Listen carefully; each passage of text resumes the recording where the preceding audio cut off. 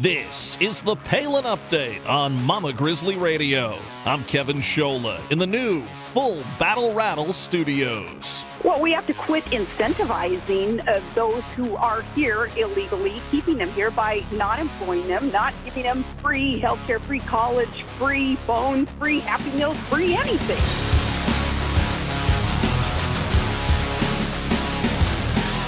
Sarah Palin, always unfiltered. So is Donald Trump, and so is our guest today. Former Major Leaguer Lenny Dykstra won the World Series with the Mets. He then went on to win a pennant with the Phillies. Tough as nails, the center fielder was popular for his style of play and his overall demeanor. Now Dykstra has a new book, and he's fired up about Trump winning the White House. Lenny Dykstra coming up in a can't-miss interview. Plus, we'll have the latest national and Alaska headlines in Sarah Palin news. And today, our new lineup of contributors are here. We'll visit the Crow's Nest with Tanya Crow in California. Also from the Golden State, Kelly Carlson is on target. The Millennial Forecast with Sarah Hagmeyer is on the way from New Jersey, and a brand new installment of Liberty and Legacy with Tamara Colbert from Texas. Welcome to the Palin Update on Mama Grizzly Radio. The Palin Update is sponsored by Full Battle Rattle. Full Battle Rattle, helping veterans suffering from combat-related disabilities through the healing power of music. Learn more at facebook.com/FullBattleRattleABQ. Lenny Dykstra got dirty on the field. The tobacco-chewing, slick-fielding, potent hitter was a fan favorite in New York and then in Philadelphia. Today, Dykstra joins us to talk about his new House of Nails book and much more. And right now, we do welcome Lenny Dykstra to the Palin Update on Mama Grizzly Radio. Mr. Dykstra, thank you, sir, for being with us. I'm glad to be here, man. Always looking forward to talking about positive things, Well, some real positive things going on right now as we look toward next month, a new president and Donald Trump winning and shocking a lot of people, and I think shocking you a little bit that he pulled it off on election night, huh? Oh, man, I got to tell you, I was actually flying to New York, and so on the airplane they have, the updates, because you have the TVs now, and like he's holding the lead, and it's getting bigger, and it's like, wait a second, he's got a chance to win this thing, and then he blew the field away, and I tell you, man, that was one of the most exciting, just because of the way he was supposed to lose by so many votes, and then he Pearl Harbored everyone, and by the way, it's the right guy it's the right person to run the country. I mean, she wasn't, and that's not being personal. I'm not left or right, but I'm definitely not middle, because I've been fighting my whole life to get out of the middle. But what I'm saying is, if you pick the person that's the right person for the country, the right person won. I mean, period. Well, you're a World Series champion, of course, 1986 Mets, and a three-time All-Star with the Phillies, and just a wonderful career. One of the most popular players ever, really, and that goes in both of those cities, in New York and Philadelphia. But, Lenny, I think about the 80s and the time when you did win and Ronald Reagan, and you talk about right man at the right time and the prosperity we had in the 80s and the fun we had in the 80s and everything that was going on. And I think there's that feel now as President-elect Trump gets ready to take over. Hey, not only that, you see my man Trump, who he's already buddying up with, Putin. Putin, I see they're going to get some relationships going in the end. Bottom line is, Trump's a respected businessman, and the reality is, if you're running the country, if you're in charge to run, it's all about relationships and your team. So what's going to be interesting to me is to see who he surrounds himself with. For the most part, you got the vice president, but it's all about your team. And obviously he's built a good team in his business, or he wouldn't be a billionaire. So I think that's where the strength lies, and so I'm excited, and the country should be excited too, because at the end of the day, I mean, what was Hillary Clinton going to bring to the party? I mean, nothing. I mean, what she's going to bring? She's going to bring me a plane ticket to Somalia.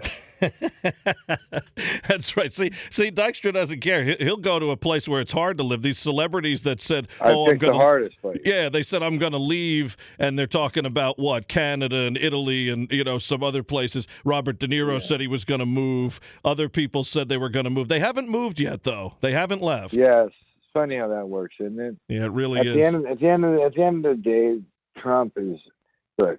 The guy's triple smart. I mean, look, he doesn't really have a filter, but that's okay. I mean, the bottom line is, at the end of the day, he looks like a president. You want to know the truth? I mean, maybe the weave. We might want to work on the weave a little bit, but it's all real, Len. It's all real. Yeah, no, it is amazing. But so I know Donald. I mean, I was fortunate enough to get invited to a U.S. Open. Remember the stuff people were saying he's a racist and this and that. And so when he invites me to the U.S. Open, I sit in his box. I walk in, and you got P. Diddy or Puff Daddy, whatever his name is now, but you know what I'm talking about. And then you got Lenny Kravitz, two African Americans, and I'm sitting there rapping with them, and it was pretty cool, I got to admit. And Donald walks in, like, perfect host, and then I got to go to Mar-a-Lago, and that's when he's married to Marla Maples. Man, that chick in person, dude, that was gas. That. She was younger though. Hey, and remember, and you said they call him a racist. They call him an anti-Semite too, and Kravitz is a Jew, so you got that covered as well. Yeah, I mean, I'm like, wait a second, what are people talking about? It's like.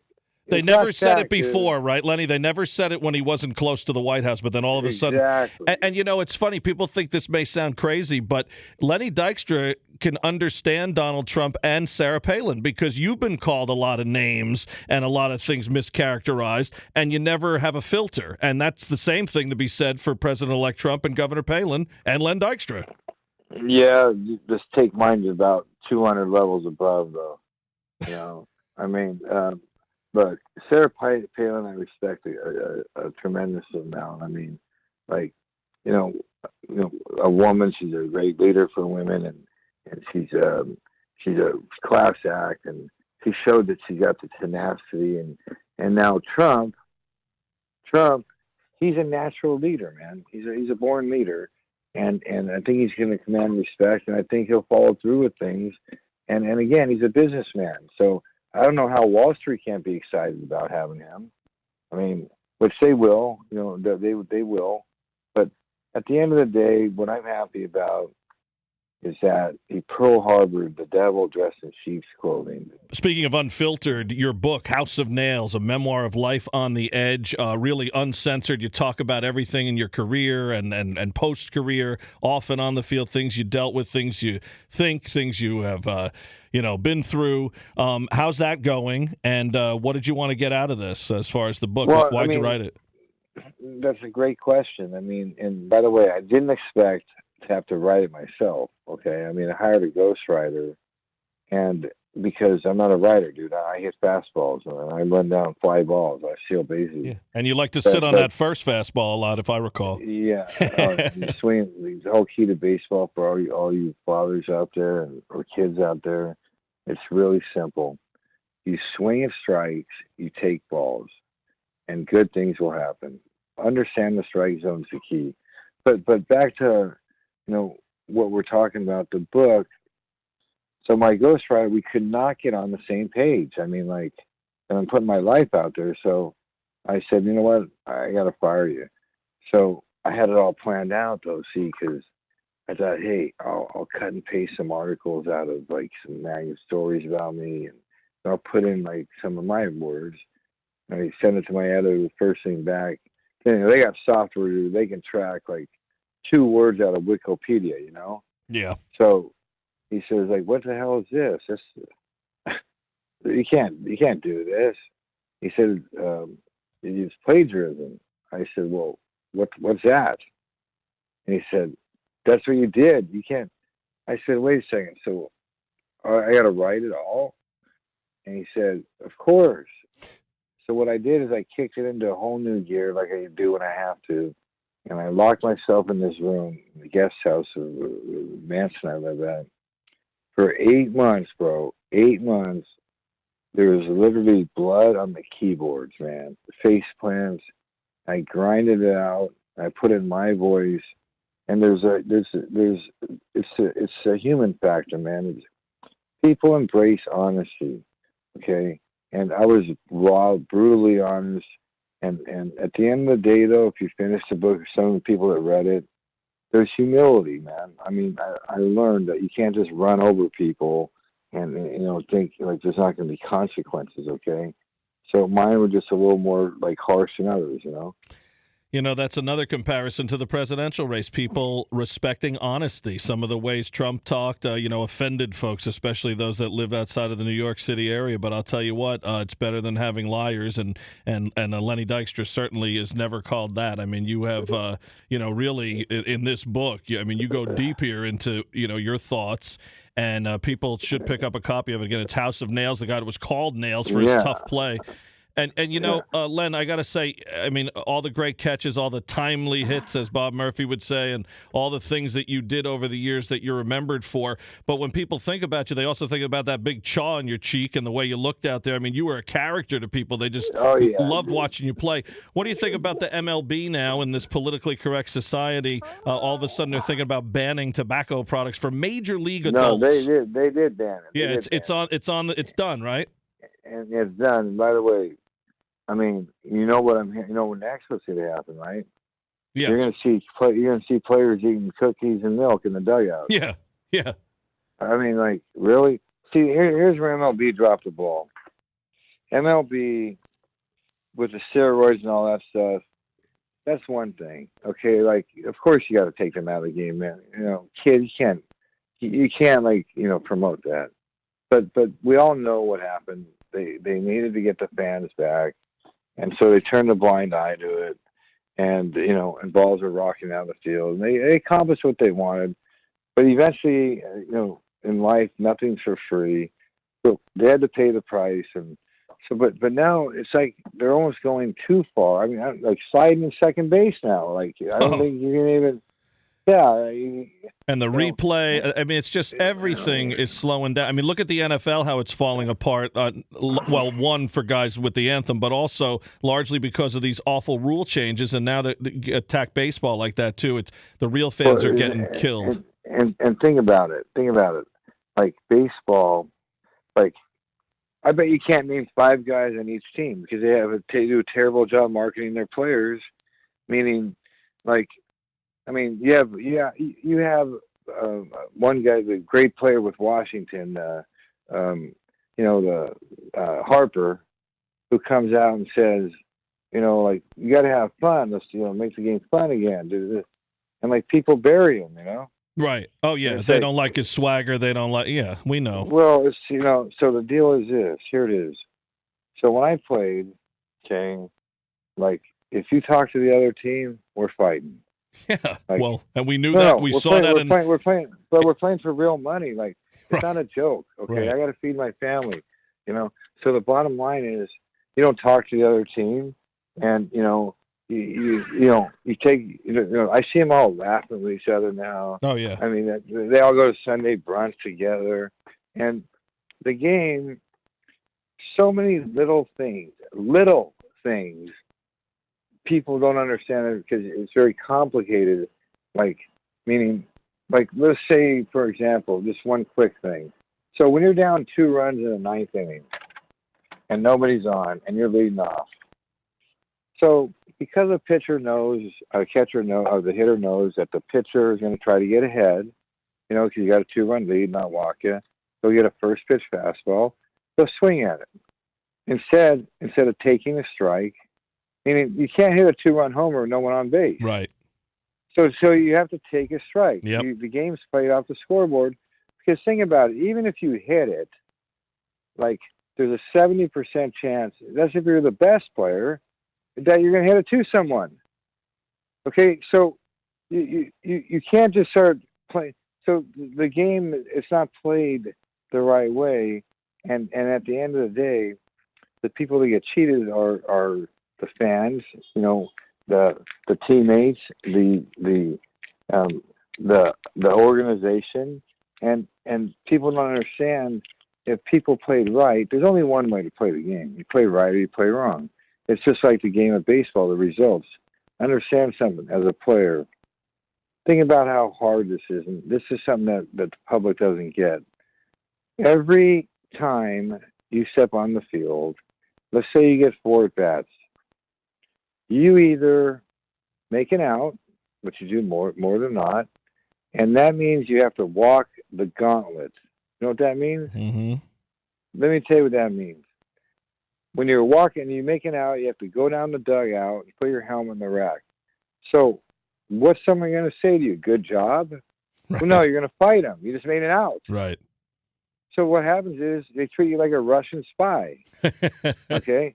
Because what can they do? And then the managers look at you like, oh, there he is. He's the one that made the out. Yeah. And there's a period there where it's such an empty and lonely feeling, meaning, so then when you get a hit, doesn't matter how, it's all about results. You can bloop one in, but everyone's throwing high fives. So baseball, the whole key to playing baseball at the highest level is understanding how to deal with the 162-game schedule. So day in, day out, you have to have a game plan.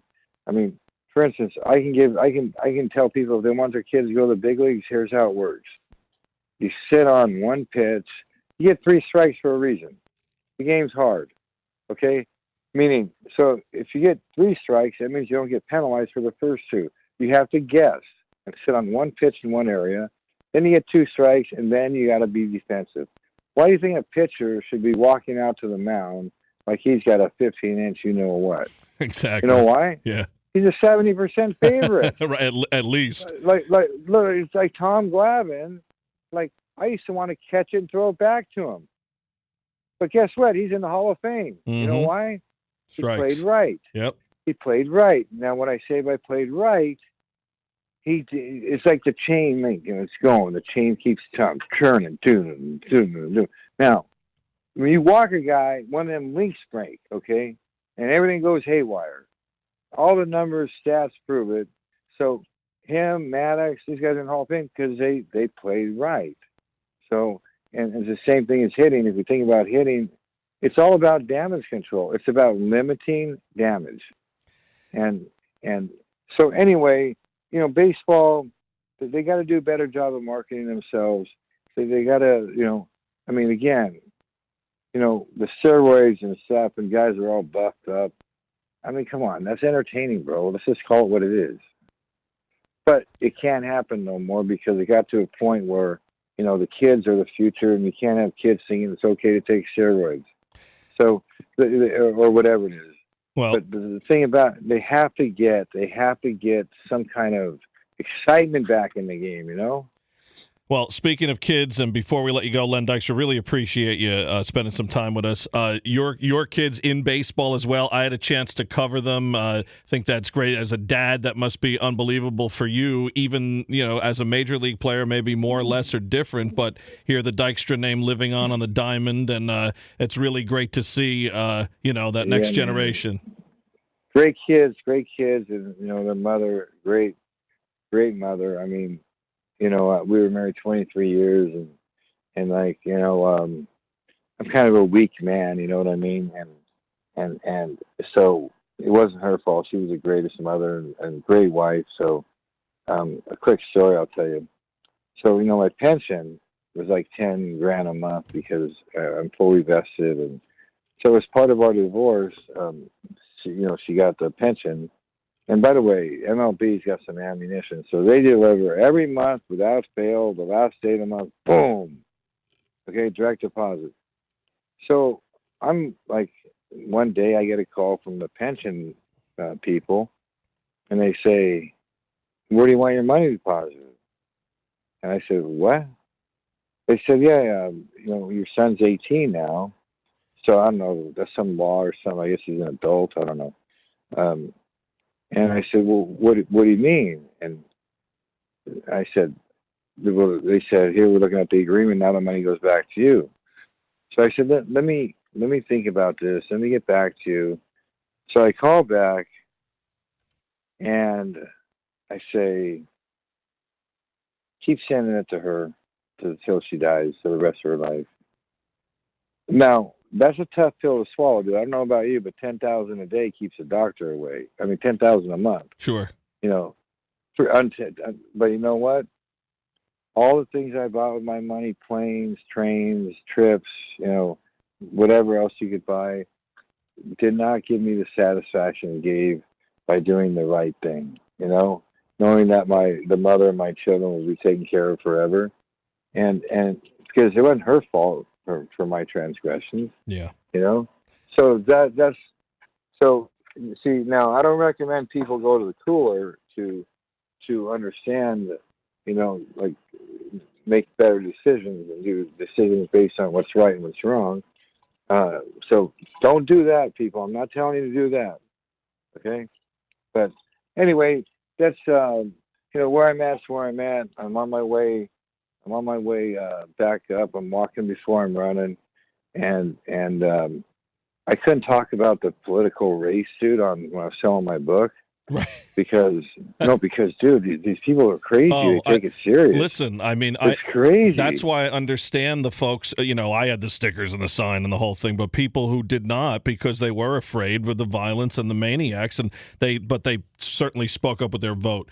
Yeah, but you know what? Real quick though, my answer was when they'd ask me about that, yeah. I'd say, I'm sorry, but the United States of America has taken away my right to vote, so I don't really have an opinion because I'm a convicted felon, right, for selling furniture. Yes. But anyway, yes. So that was my out. Now I'm glad the man Trump's in, man. Well, we're glad you supported him. It's not even about being right or left.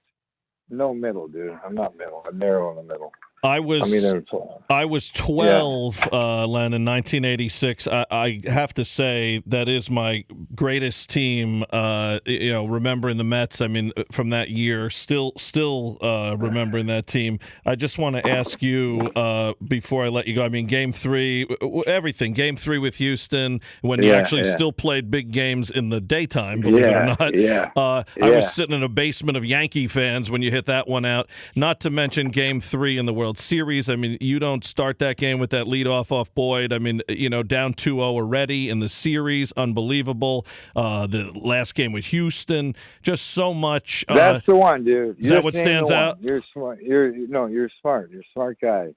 Because let me tell you something, dude. Okay. Bob Knepper, remember now, he's one hitter over the minimum. He's showing a one hitter.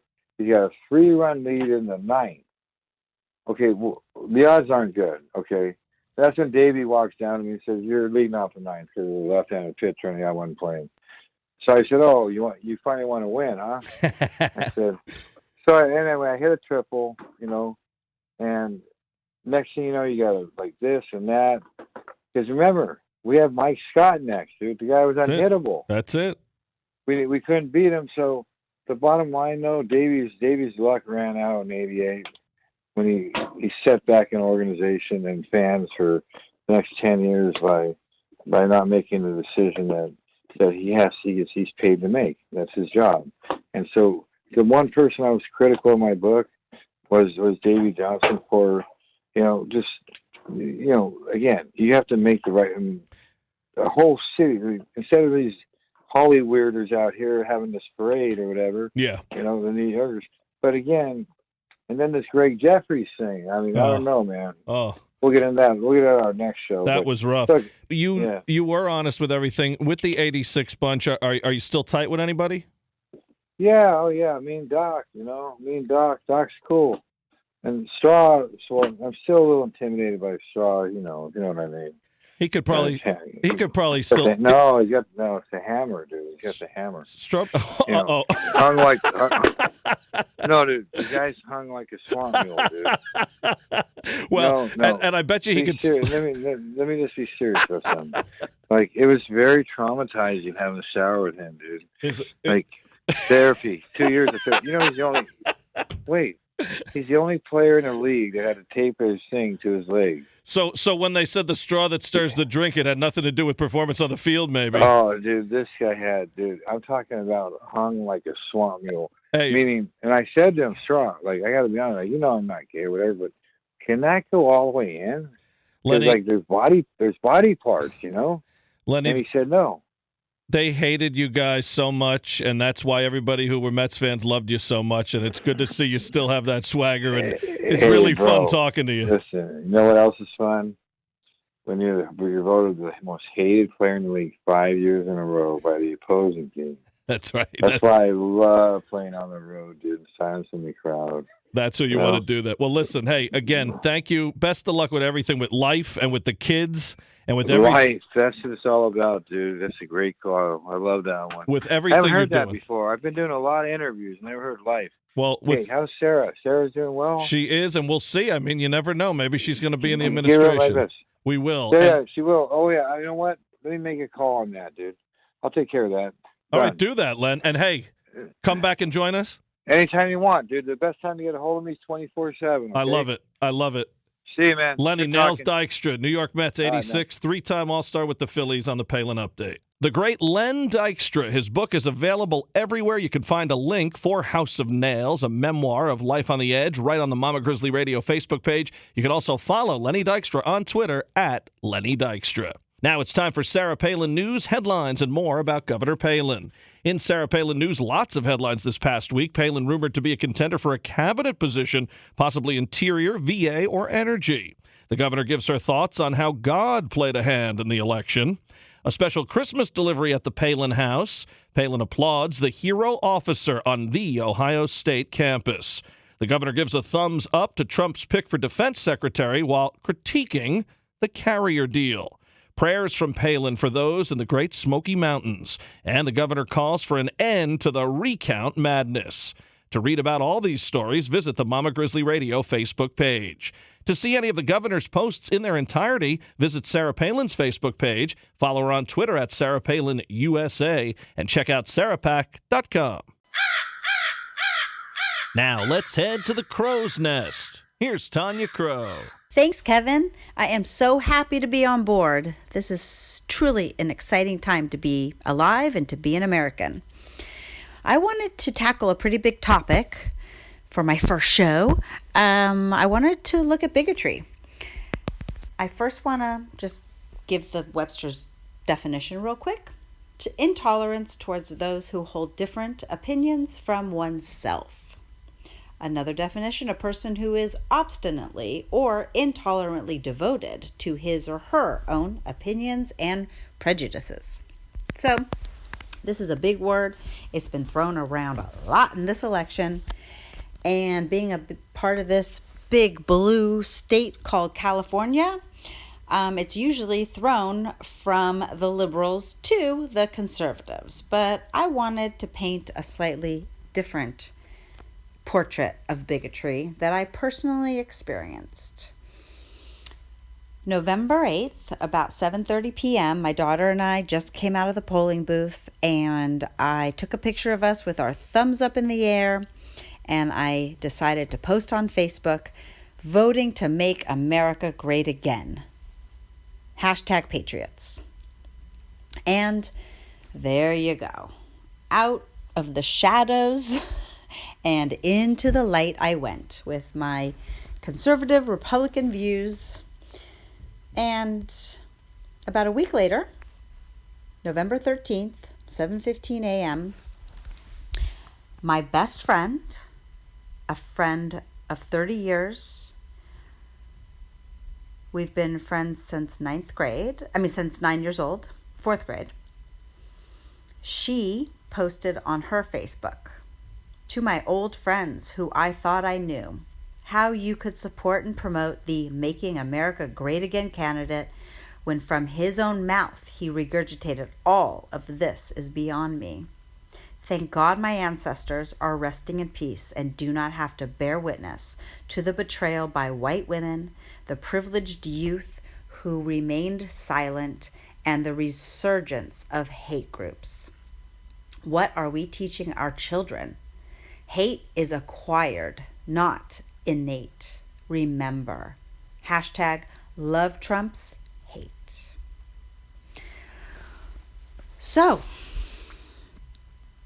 It took me a little while to even realize that this was happening.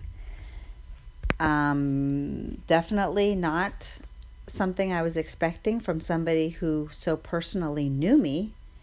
And the kind of bigotry that you think would occur would be where there isn't a real personal knowing, where you can keep it kind of ambiguous, and it's easy to be sanctimonious with someone you don't know. But with someone that you love, with someone that you've shared immeasurable life memories with, someone that you actually asked to be your daughter's godmother. I am this woman's godmother to her child. And a simple difference of opinion and a different voting option or choice, out comes this kind of intolerance and bigotry. So I'll leave it at that. I think it speaks volumes all by itself. But this is the heartache that's come from this election. But I have to tell you, there's an even greater inspiration that's come, and that is that I am in truth, and that the truth is being revealed. And I would have to say Donald J. Trump has brought that energy back to the people. His authenticity and his ability to be truthful has truly inspired me. And that keeps me above all the fret that's been going on. And on that note, I wish you all an amazing week, and I look forward to chatting with you again. This is Tanya Crow with Mama Grizzly Radio. Tanya Crow on Mama Grizzly Radio. More from the Crow's Nest next week. Now, on target with Kelly Carlson. Thanks, Kevin. So, home defense as it relates to close quarters combat. A large portion of the civilian population purchase a firearm for home defense. Now, there's a percentage of that group that actually go to the range for target practice or practicing the mechanism. But it seems in the civilian world, the training stops there. So if you're with your family and you're in your home with a possible intruder, you're not thinking at the range anymore. It's now a close quarters situation. And being in a close quarters situation changes the dynamic in the way that now you, your family, however many people there are, and the intruder are all in close proximity. And because of that, if your plan is to use a firearm, if you feel you need it, precision is mandatory. So I typically recommend to people, if they have access to a friend that's in law enforcement or a qualified military personnel, you can train and apply some of the close quarter combat principles. This will make it safer for your family and you a more responsible gun owner. So if you train close quarters combat, here are some examples of the things or exercises that you will practice. You will learn to deal with entryways, hallways. You'll learn room clearing or clearing your house. You'll learn about the corners of each room, blind spots, movement between rooms, and what's really, really important is ballistics.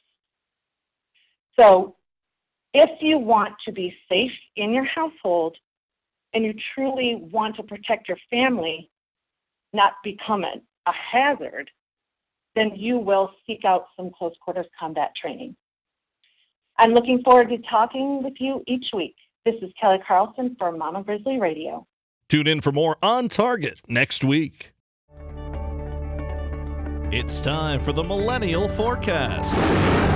Here's Sarah Hagmeyer. Thanks so much, Kevin. I'm super anxious and really excited to be a part of the lineup of Mama Grizzly. Just last week, the unthinkable happened. At Ohio State University, students were attacked with a knife in a gun-free zone. A once innocent Muslim student was actually a Somalian refugee that went rampant, injuring 12 students, and ISIS has claimed responsibility.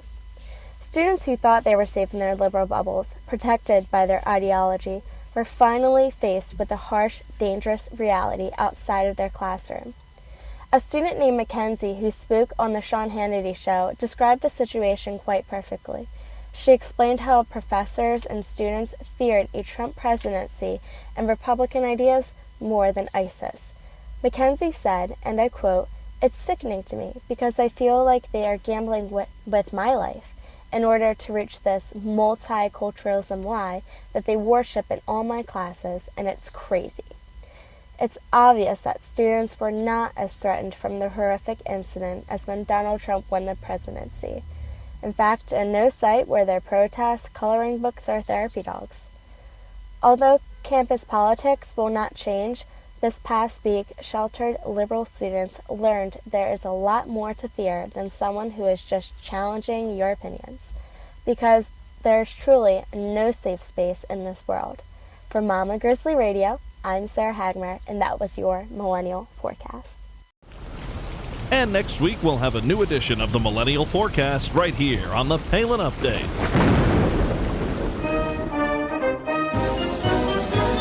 Now, the Palin Update with Kevin Scholla presents Liberty and Legacy. Here's Tamara Colbert. Use your heads as you live and work among outsiders. Don't miss a trick. Make the most of every opportunity. Be gracious in your speech.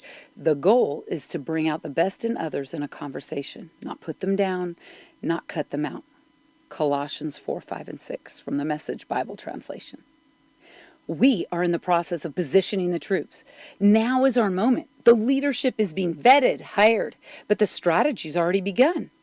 Late last week, Vice President-elect Mike Pence said that the incoming administration is planning a burst of activity, taking aim at the heart of gridlock in D.C., pressing forward in earnest with its aggressive goals to overhaul the tax code, health care, immigration laws. He said that President-elect Trump is preparing ambitious 100-day and 200-day plans aimed at fulfilling the campaign promises and jump-starting economic growth.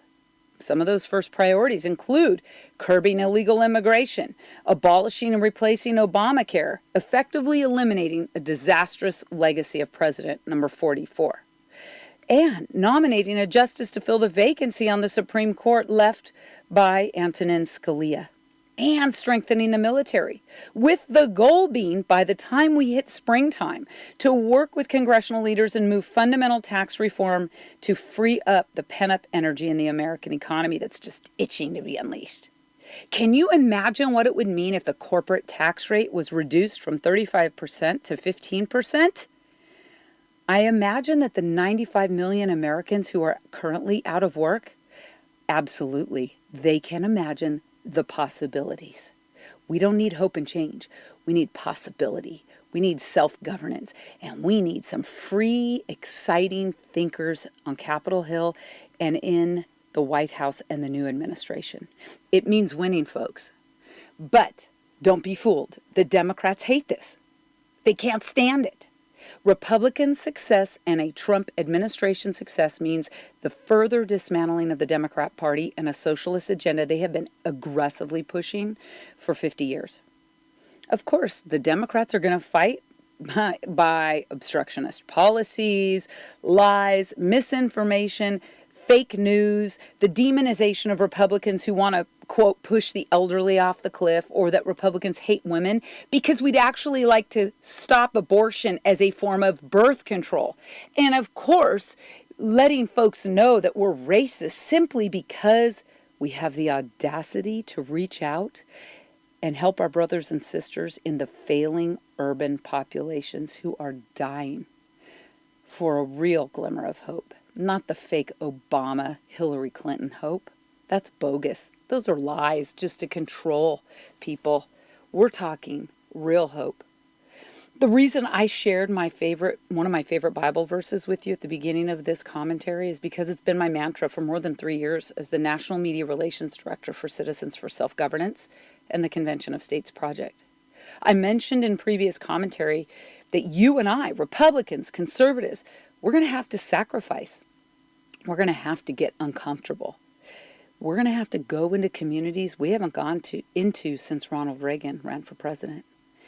We are going to have tough conversations, and we're going to have to give tough love and share ideas and solutions in order for us to work together as Americans, not just to get our country back on track, but to help our communities grow and succeed. But this can only be done in a spirit of unity. Rhetoric isn't going to work. Only love and hard work standing side by side with our neighbor is going to conquer any stereotypes and misconceptions that the Democrat Party has thrown out there. We can do it, absolutely. I'm not saying it's going to be easy, but it's going to be amazing and wonderful, unifying in what it can do for our nation. This week, the Convention of States Project, we're putting our money where our mouth is, and we're doing exactly that. Conquering misconceptions that Americans are just partisan and can never agree upon anything, and that we're really, the people are stupid and only Washington, D.C. can really think for us. Co-founder Mark Meckler is participating in a debate on December 7 in New York City as part of the Intelligence Squared debate series titled Call a Convention to Amend the Constitution. And Mark's going to be arguing in favor of using Article 5 to fix the federal structure through the states convening and proposing amendments. His partner on stage in the for Article 5 category is actually a liberal Harvard Law School professor. Oh my goodness, the horror. Imagine that conservative and a liberal can agree upon something. Yes, they do agree on something. But we as an organization are anticipating taking heat from this, from our Convention of States opponents who try to say that if we dare talk to different people on the other side, that we've somehow compromised our principles. These Article 5 anti-constitutionalists, as I call them, they're a joke, a fraud. And really, I think they're closet liberals. Because if we as conservatives cannot elevate a constitutional dialogue, a loving and excited and positive dialogue with those who are different than us, who differ on policy, who differ on maybe 50% of how we want to live our lives, well, if we can't do that to find common ground, then what the heck are we doing? Why did we fight so hard for the last 18 months to elect Donald Trump? I mean, really, these anti-constitutionalists, this is exactly the way of thinking that got us into this mess we're in right now. This heavy bipartisanship, this idea that I can't talk to you because you're a Democrat, or I can't talk to you because you think differently than me. It's a lie. It's a lie. We must fight to restore conservative and founding principles in our nation, right? For those of us who believe that freedom in our founding is the right path for our nation to grow and our people to thrive, it is time to get out of our Republican safe spaces and pull up our bootstraps and get to work. And I'm going to challenge anyone out there to find even one reference to anyone on the extreme left who supports the Convention of States Project. You cannot. You will not. They do not. Because the left has been getting everything they wanted since the Reagans left the White House. And because they know that politically, the states are more conservative than they've ever been since the Civil War. So the time for us to act, to work out real solutions and get them going as policy to change the direction of our nation, it's now, right? The one thing that Mark and his liberal Harvard Law School professor agree on is that it should be a uniting message for this massive majority of Americans who just elected an outsider as our 45th president. They agree that the federal government is irreparably broken, and the only way to get America back on track is to return the power to the people in the states. Another reason the Convention of States Project chose to participate in this debate is the fact that the debate's going to be streamed live. You can find that link by going to conventionofstates.com on December 7th. The debate starts at 6:45 p.m. Eastern Time. We're going to have a link there that you'll be able to access that live debate. But additionally, it's going to be carried on more than 200 public radio stations around the nation, opening up an entirely new audience of millions of listeners who just voted. who are looking for another way to ensure that the power comes back to the people. And they're looking for a glimmer of substance, of solutions to show that we as Americans can come together and accomplish this. We can only do it if we stand with courage to honor our convictions. We must never, ever back down and never surrender our belief that liberty, free markets, and self-governance for every individual is not just the way for our nation to get back on track and grow, but for our citizens, communities, and millions of small businesses to thrive. I thank God every day for the second chance He's given to America. We must fight. We must honor Him and the founding principles of this nation. We must win. We must, if and only if we stand together and unify, have the tough conversations, reach that handshake out to our neighbor who didn't vote the same way, but let's bring them onto our side. I am so ready for this fight. It's not even a fight. I feel like a joyful warrior. You can join me in a growing grassroots army, more than 2.1 million Americans, at conventionofstates.com to get active in your state. You can talk to me on Twitter at Tamara Colbert, hashtag Mama Grizz Radio. I hope you have a blessed week. It is time to win, and it's time to go for it. We have nothing to lose and everything to gain. Remember to use your heads as you live and work among outsiders. Don't miss a trick. Make the most of every opportunity. The opportunity we were given, people, on November 8th. Be gracious in your speech, because the goal is to bring out the best in others in a conversation, not put them down and not cut them out. I'm Tamara Colbert for Mama Grizzly Radio. Tamara Colbert in Texas. Tune in for more Liberty and Legacy next week. And to learn about Convention of States, head to conventionofstates.com. The Palin Update, including Liberty and Legacy, the Millennial Forecast, On Target, and the Crow's Nest, is on demand and available for download. So just head to Mama Grizzly Radio, pick the show you want to hear, and you can listen anywhere, anytime. Well, that'll just about do it for this edition of the Palin Update on Mama Grizzly Radio. Visit mamagrizzlyradio.com for continuing coverage of Governor Palin. Also, like Mama Grizzly Radio on Facebook and follow along on Twitter at Mama Grizz Radio, at Kevin Scholla, at Tamara Colbert, at Tanya Yoga 13, at S. Hagmeyer 2, and at FBRABQ. And I'm doing some writing for Breitbart News. Go to Breitbart.com and search Kevin Scholla. I want to thank Tamara Colbert, Tanya Crow, Kelly Carlson, and Sarah Hagmeyer. Well done, ladies. And everyone here at Mama Grizzly Radio, thank you very much. Also, a big thank you to Lenny Dykstra. And thank you for listening today. A special thanks to our sponsor, Full Battle Rattle. Visit facebook.com/FullBattleRattleABQ. The Palin Update is produced by Lena Anderson, the Andy L. Kramer, and Lori Ann Lewis. Please be sure to join us again next time for another edition of the Palin Update right here on Mama Grizzly Radio. I'm Kevin Scholla. Have a pleasant day.